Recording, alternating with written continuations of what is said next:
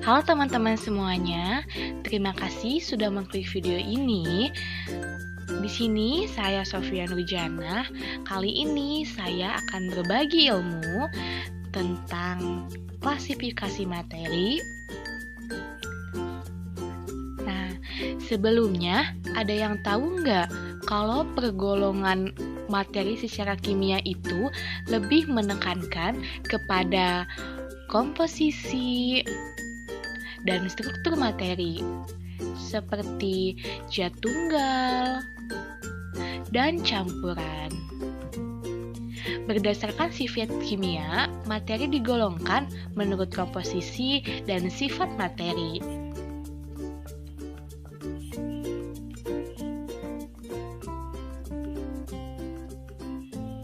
Yang pertama ada unsur. Unsur adalah zat murni yang tidak dapat diuraikan menjadi zat-zat lain yang lebih sederhana dengan reaksi kimia sederhana dengan reaksi kimia biasa. Unsur juga merupakan bahan dasar penyusun materi. Sampai saat ini dikenal ada 112 macam unsur alam dan unsur buatan, baik berupa unsur logam maupun unsur non-logam.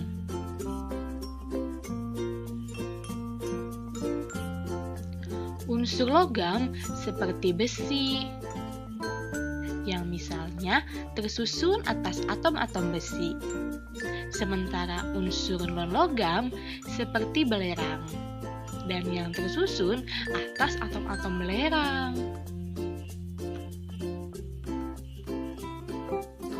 Unsur buatan semisal eustenium merupakan unsur yang tidak stabil atau bersifat radioaktif. Unsur-unsur yang terdapat di alam ditemukan dalam keadaan bebas atau dalam keadaan bersenyawa dengan unsur lain membentuk suatu materi yang sifatnya berbeda.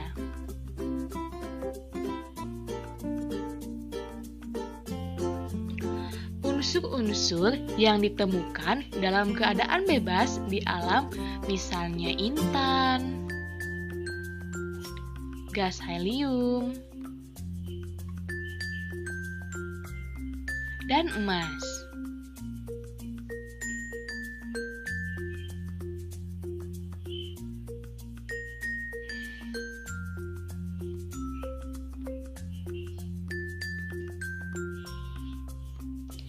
Selanjutnya ada senyawa.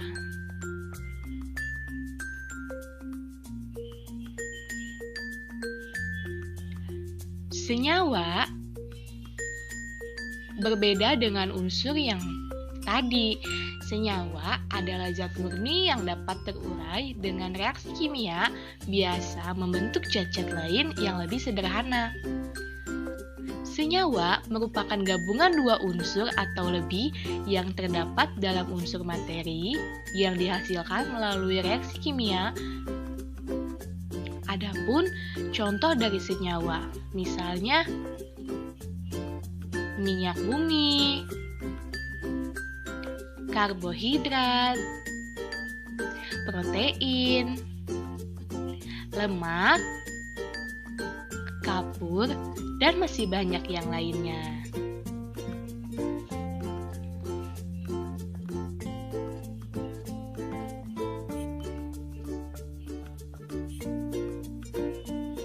Air tergolong ke dalam senyawa, sebab dengan cara elektrolisis air dapat terurai menjadi gas hidrogen dan gas oksigen. Masing-masing memiliki komposisi keduanya lebih sederhana daripada air. Antara air, hidrogen, dan oksigen masing-masing memiliki sifat yang berbeda.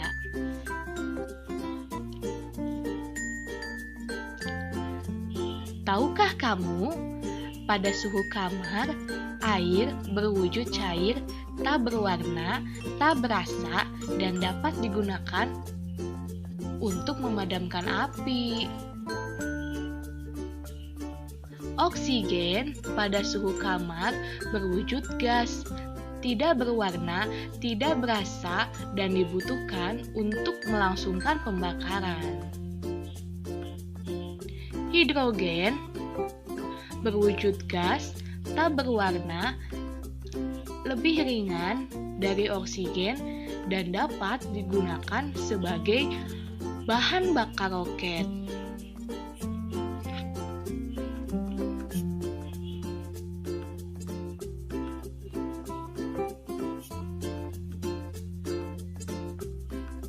Selanjutnya, ada campuran.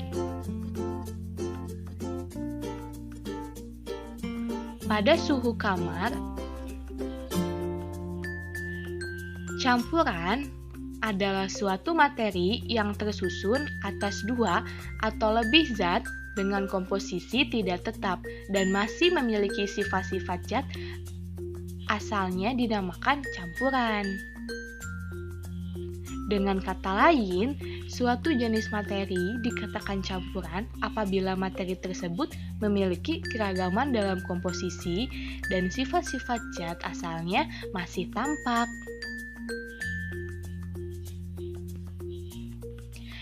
Campuran dapat dikenal secara langsung disebabkan keragaman komponen penyusunnya. Walaupun demikian, kadang-kadang komponen penyusun campuran demikian halus, sehingga bila diamati tanpa bantuan alat mikroskop, sukar dibedakan komponen-komponen penyusunnya. Campuran dapat digolongkan ke dalam campuran serbaneka atau heterogen dan campuran serba sama atau homogen.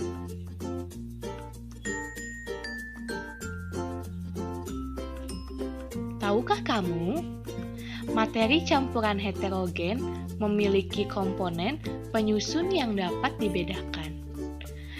Sedangkan sifat masing-masing komponen penyusunnya masih tampak. Contohnya, gula dan garam dapur. Campuran nutrisi bromida dan gula pasir tanpa bantuan mikroskop susah dibedakan. Tetapi dengan bantuan mikroskop, perbedaan struktur kedua kristal akan tampak, sehingga campuran tersebut adalah campuran heterogen.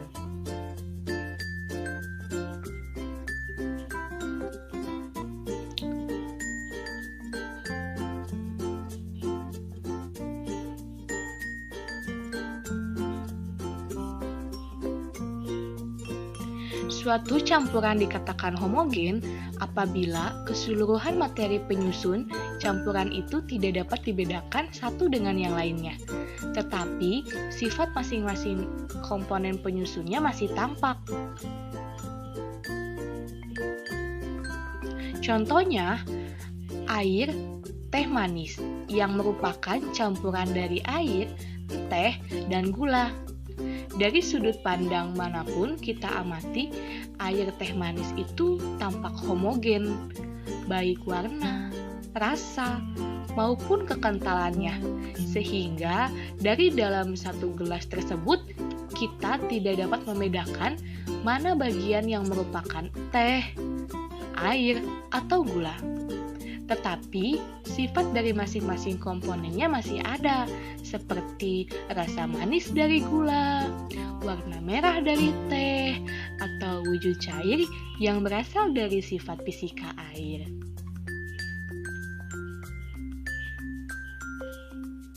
Nah, teman-teman, sekarang sudah paham kan seperti apa penggolongan materi secara kimia?